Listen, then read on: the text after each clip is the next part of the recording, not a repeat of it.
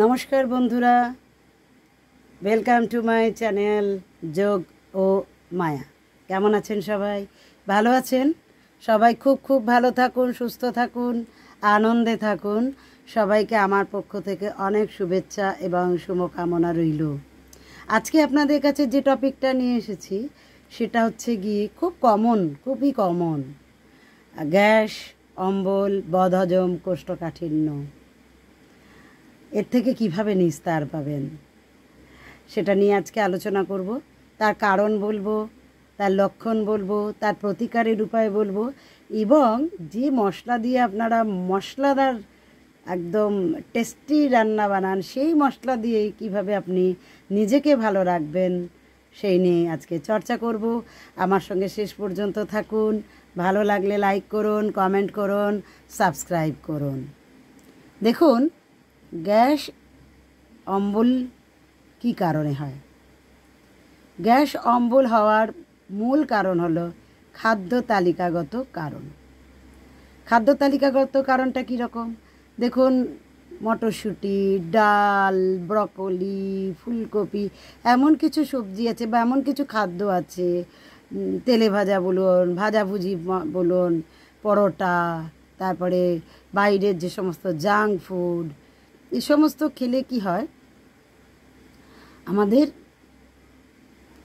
গলা বুক জ্বালা করে, ঢেকুর ওঠে অনবরত, গ্যাস হয়, কিছুতেই হজম হয় না, পেটে ব্যথা হয়। হ্যাঁ, তো সেই কারণে এই যে সমস্ত খাদ্য খেলে আমাদের কষ্ট হয় বা এই ধরনের সমস্যা হয়, সেই সমস্যা থেকে আমাদের একটু বিবেচনা করে খেতে হবে। আর কি, যে আমরা জীবনযাত্রার পরিবর্তন, দ্বিতীয় কারণ হলো জীবনযাত্রার পরিবর্তন। দেখুন, আমরা অনেকটা সময় যায়, এমন কিছু মানুষ আছে তাদের অ্যাক্টিভিটিস খুব কম হওয়ার ফলে কি হয়, খাদ্যদ্রব্য ঠিকমতো হজম হয় না। তো একটু তো হাঁটা চলার প্রয়োজন আছে না? সেই জন্য এই জীবনযাত্রার কিছু পরিবর্তন থাকলে তার তো হতেই পারে। যেমন ধরুন, আমরা তো রোজ একটা অ্যাজ ইউজুয়াল টাইমে খাই, নর্মাল খাদ্য খাই বাড়িতে, কিন্তু ধরুন বিয়ে বাড়িতে গেছি বা কোনো উৎসব অনুষ্ঠানে গেছি, সেখানে এক তো অন্য টাইমে খাই, যে টাইমে খাবার নয় সেই টাইমে খাই, যখন আমাদের কম খাবার কথা তখন বেশি পরিমাণে খাই, মশলাদার খাবার খাই, একসঙ্গে অনেকটা খাই, ফলে কি হয়, আমাদের হজম সমস্যা দেখা দেয়। নেশা করলে, যে কোনো ধূমপান করলে অথবা অতিরিক্ত মদ্যপান করলে, তাহলেও কিন্তু এই ধরনের সমস্যা দেখা দিতে পারে। আর সবথেকে বড় একটি কারণ, সেটা হচ্ছে মেন্টাল স্ট্রেস বা মানসিক চাপ। অনেকের খুব টেনশন আছে না, আজকের ওই গতিময় যুগে ম্যাক্সিমাম মানুষের মেন্টাল স্ট্রেস আসে। সেই স্ট্রেস থেকেই কিন্তু খাদ্যদ্রব্য ঠিকমতো হজম হতে চায় না, আমাদের হরমোনগুলো সিক্রেশনে বাধা পায়, ফলে ঠিকমতো খাদ্যদ্রব্য হজম হয় না। 3 নম্বর কারণ হলো চিকিৎসাগত কারণ।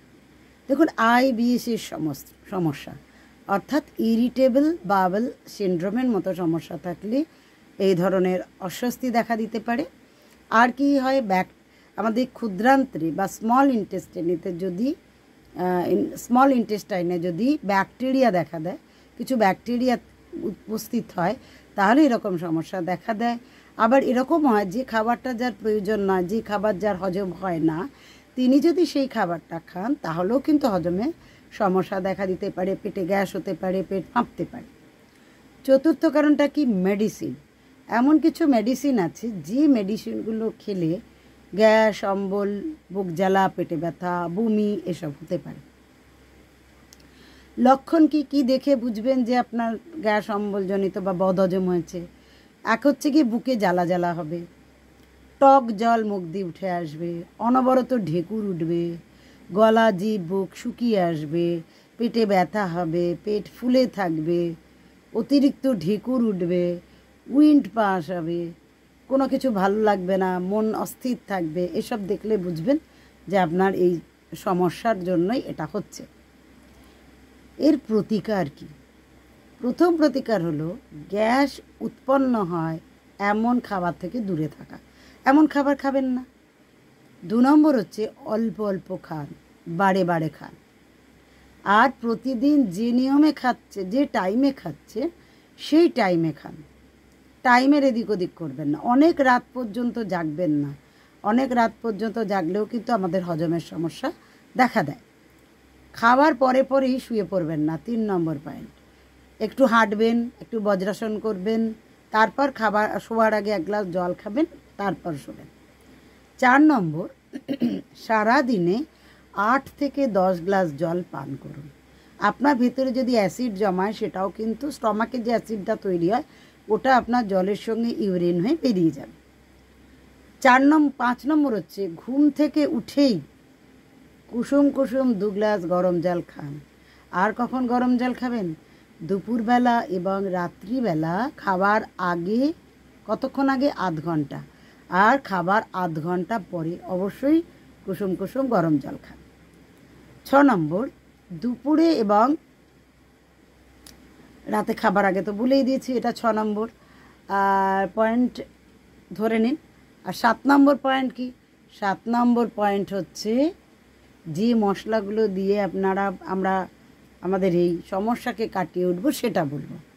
আমাদের প্রত্যেকেরই রান্নাঘরে বেকিং সোডা আছে, জিরে আছে, মৌরি আছে, জোয়ান আছে, ধনে আছে, তাই না? তো সেগুলোকে ব্যবহার করে আমরা কিভাবে ভালো থাকবো সেটাই বলবো। 1 গ্লাস জলে 1 চা চামচ বেকিং পাউডার মিশিয়ে নিন। মিশিয়ে নিয়ে পান করুন। আপনার গ্যাস মুহূর্তে উধাও হয়ে যাবে। মৌরি আছে না, মৌরিকে চিবিয়ে চিবিয়ে চিবিয়ে চিবিয়ে খান। তারপর 1 গ্লাস জল খেয়ে নিন। দেখুন, গ্যাসের সমস্যা থেকে যেমন দূর হবে, তেমনি হজমও হবে আপনার। অথবা মৌরি দিয়ে চা বানিয়ে পান করুন। আর কি করবেন? আদাকে গ্রেট করে নিন। গ্রেট করে নিন 1 চা চামচ। তার সঙ্গে 1 চামচ মৌরি, 1 চামচ জোয়ান, 2 গ্লাস জলে ভালো করে ফোটান। ফুটিয়ে ফুটিয়ে তাকে 1 কাপে নিয়ে আসুন। তার মধ্যে 1 চুটকি হিং আর 1 চুটকি বিট লবণ বা বিট নুন মিশিয়ে নিন। পান করে দেখুন, 5 মিনিটের মধ্যে আপনার গ্যাস উধাও। তারপরে আর কি করতে পারেন গ্যাস বা অম্বলের জন্য? জিরে নিন 1 চা চামচ। তার সঙ্গে 1 চা চামচ চিনি নিন। একসঙ্গে চিবিয়ে খাবেন না। অল্প জিরে, অল্প চিনি মুখে দিয়ে দিয়ে অল্প অল্প চিবিয়ে চিবিয়ে খান। পুরোটাই অল্প অল্প চিবিয়ে চিবিয়ে খেয়ে 1 গ্লাস কুসুম কুসুম গরম জল পান করুন। দেখুন, এই সমস্যার হাত থেকে আপনি রেহাই পাবেনই। আর কি করতে পারবেন? এবার জিরে 1 চা চামচ নিন। হলুদ 1/2 চামচও নিতে পারেন, 1 চা চামচও নিতে পারেন, কোনো অসুবিধা নেই। হলুদ আমাদের শরীরের ভিতরে ইনফেকশনটাকে দূর করে। ধনে নিন 1/2 চা চামচ, জোয়ান নিন 1/2 চা চামচ। ভালো করে 1 গ্লাস জলে ফোটান। ফুটিয়ে 1 কাপ হয়ে গেলে তাকে নামিয়ে ছাঁকবেন না। ওর মধ্যে 2-3 চুটকি গোলমরিচের গুঁড়ো মেশান। মিশিয়ে ওই যেগুলো দিয়েছিলেন না, জিরে, জোয়ান, ধনে, ওগুলোকে চামচ দিয়ে তুলে মুখে দিন, চিবিয়ে চিবিয়ে খান এবং ওই জলটাকেও পান করুন। আধ ঘন্টার মধ্যে গ্যারান্টি দিলাম, গ্যাস তো দূর হবেই, অম্বল তো দূর হবেই।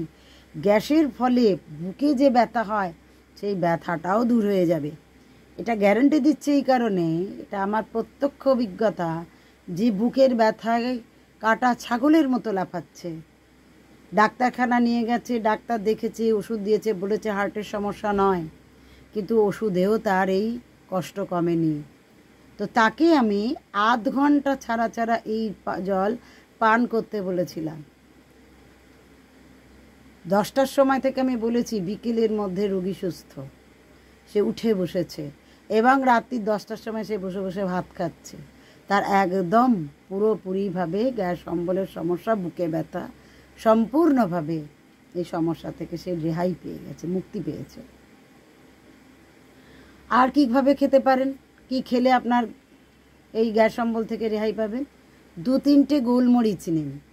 গোলমরিচকে মুখে লজেন্সের মতো রেখে দিন।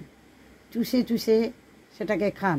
অল্প অল্প দাঁতে চিবুন, তার থেকে অল্প রস বেরোবে, সেটা লালার সঙ্গে মিশে আপনার শরীরের ভেতরে যাবে। এটাকে যখন শেষ হয়ে যাবে মুখ থেকে, তখন 1 গ্লাস জল পান করুন।